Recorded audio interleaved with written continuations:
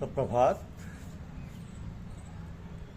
सत्संग एक आध्यात्मिक पाठशाला, यह हमारी आज की आध्यात्मिक चर्चा का विषय। सत्संग एक आध्यात्मिक पाठशाला। देखिए, सत्संग एक आध्यात्मिक पाठशाला है जहाँ मनुष्य को प्रेम का वास्तविक पाठ पढ़ाया जाता है। सत्संग एक अद्भुत कारखाना है जिसमें मनुष्य के मन की गणंत की जाती है। कहा है ना कि गुरु कुमार शिष्य कुंभ है, गड़गड़ काढ़े को अंतर हाथ सहाय का, बाहर मारे चोट। तो सत्संग में आकर जो गुरु से प्रेम करते हैं, सेवा करते हैं, और सत्संग में बैठकर मालिक के प्रेम में उसकी परम महिमा, दया और कृपा को ध्यान में रखकर हृदय में उसकी याद करते हैं अथवा उसकी याद में दिल लगाते हैं, वह मन वचन कर्म से शुद्ध हो जाते हैं। किन्हीं बाहरी और कठिन साधनों तथा यम नियम और संयम आदि किए बिना जो अनुभव, आनंद और शांति केवल गुरु के सत्संग से और कृपा दृष्टि से प्राप्त होता है, वह अवर्णनीय है। सत्य के संग का नाम सत्संग, सत्य नाम है मालिक का, और वह जहाँ रहता है, जहाँ सतगुरु विराजमान होते हैं और जहाँ प्रेमी और सच्चे भक्तों का जमाव रहता है, वो वहाँ रहता है। तो बाहरी सत्संग के अतिरिक्त एक प्रकार का खास सत्संग भी है जिसको आंतरिक सत्संग कहते हैं, जिसमें अपनी सूरत को पूरी हिम्मत के साथ चेतना शक्ति से जोड़ा जाता है, जो हृदय में केंद्रित रहती है, जो कि सूरत धार मानसिक धार है और मानसिक शक्ति रखती है। लिहाजा उस मानसिक शक्ति को हृदय पर लगाते हैं और वहीं सतनाम की धुनी लगाकर हृदय में अधिक शक्ति से मिलाकर या हृदय में अधिक शक्ति से मिलकर नाम की गुरुत्वाकर्षण शक्ति में अपनी आत्मा से मिलकर लय होते हुए अंतर में चलते जाते हैं। यही आंतरिक अभ्यास है। अब चलना चलना सब कहे पहुँचे बिरला को, एक कंचन एक कामनी घाटी दुर्लभ हो। तो कंचन तजना सहज है, सहज क्रिया का ने मान बढ़ाई ईर्ष्या तजना दुर्लभ हो। अभी देखने में आया कि कंचन और कामनी का ही सर्वत्र बोलबाला है। उसी के चारों ओर चक्कर काटा करते हैं लोग। अपनी सारी शक्ति, सारी चेतना वे कंचन और कामनी की प्राप्ति में लगा देते हैं।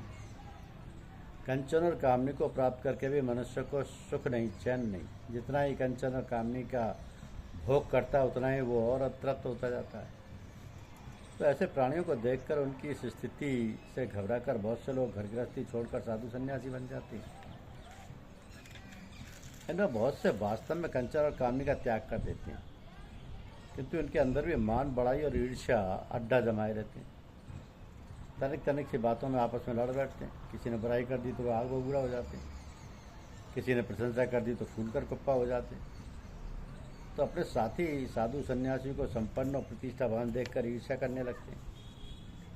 कहने का तात्पर्य है कि जिस कारण मूड मुड़ाया था, जिस बात को लेकर सन्यासी हुए थे, घर बार कुटुंब कबीला छोड़कर निकले थे, मन में ये ठान कर के भगवान की प्राप्ति करेंगे, तो साधु बनकर परमात्मा को प्राप्त करेंगे, ये सब भूल गए और लोक में मान प्रतिष्ठा में फंसकर बड़े बड़े आश्रम बनाकर मठाधीश, मंडलेश्वर, महामंडलेश्वर बनकर गृहस्थ लोगों की तरह भविष्य में फंस गए। कहावत है कि आए थे हरिभजन को ओटन लगे कपास। आए थे हरिभजन को और ओटन लगे कपास। तो ये जो पूजा पाठ है, ये जो सत्संग है, ये गुरुदेव की कृपा से आगे बढ़ता है। गुरुदेव की दया कृपा से ही साधक आगे ऊंचे ऊंचे मुकाम हासिल करते हैं। लेकिन कार्य के उद्देश्य में, कार्य के परिणाम में ये अहंकार घुस गया तो फिर भगवान ही रक्षा करें, क्योंकि अहम भावना तो साधक के पतन का प्रमाण पत्र है। मान लो इस स्थिति से बचते हुए आगे बढ़े भी तो फिर दूसरी परेशानी उठ खड़ी होगी। जो हमारे हजार प्रयत्न पुरुषार्थ के बाद भी लोग प्रसन्न ना हुए, राजी ना हुए, क्योंकि हर आदमी अपने राग द्वेष पूर्ण नज़रियों से ही चीज़ों को देखता, जानता व मानता है। अब जो लोग हमसे द्वेष रखते हैं, भगवान उनके अंतःकरण को निर्मल बनाए, उनकी ध्यान साधना फलीभूत हो, ध्यान साधना के सही दिशा में चलने का पैमाना यह है कि जैसे जैसे हम ध्यान करते जाएंगे राग द्वेष रहित होते चले जाएंगे। महर्षि पतंजलि कहते हैं कि ध्यान हेयस्तद वृत्तिये, अर्थात ठीक ठीक ध्यान करने से चित्त के राग द्वेष की वृत्तियाँ निरुद्ध हो जाती हैं। ध्यान से हम राग द्वेष सही रहित होकर निर्मल मन हो जाते हैं, जो प्रभु का निवास स्थान है। तो हमारे प्राण पर से प्रयत्न के बाद भी उन्हें हमारे कार्य में त्रुटियाँ ही त्रुटियाँ दिखाई देंगी। हमें लगेगा कि हमारा सारा परिश्रम पुरुषार्थ व्यर्थ ही गया।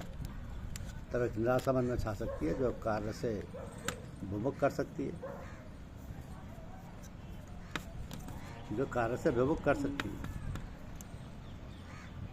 दूसरी ओर यदि हम ये कार्य लोगों को नाराज़ करने, सबक सिखाने और औकात दिखाने के लिए बात करने लगे तो उससे दूसरों को दुख पहुंचेगा। और फिर वही बात लागू होती है कि हम दूसरों को जो भेजेंगे, हम जो दूसरों को भेजेंगे वही कई गुना हमारे पास लौट आएगा। तो परिणामतः हम स्वयं दुखी बन जाएंगे। नितांत पतन का मार्ग है। इन दोनों स्थितियों के बीच सही या मध्यम मार्ग उत्तम पथ है, जो कि हम कार्य को शांत सुखाए करें, न किसी व्यक्ति को राजी और न ही किसी व्यक्ति को नाराज़ करने के लिए कार्य करें, न ही किसी व्यक्ति को नाराज़ करने के लिए कार्य करें। इसलिए स्वांत सुखाए का राजपथ हमारे लिए सर्वोत्तम है। स्वांत सुखाए, स्वांत सुखाए का अर्थ है कि स्वांत सुखाए तुलसी रघुनाथ गाथा, भाषा निबंध मति मंजुल मामनेती। यानी कि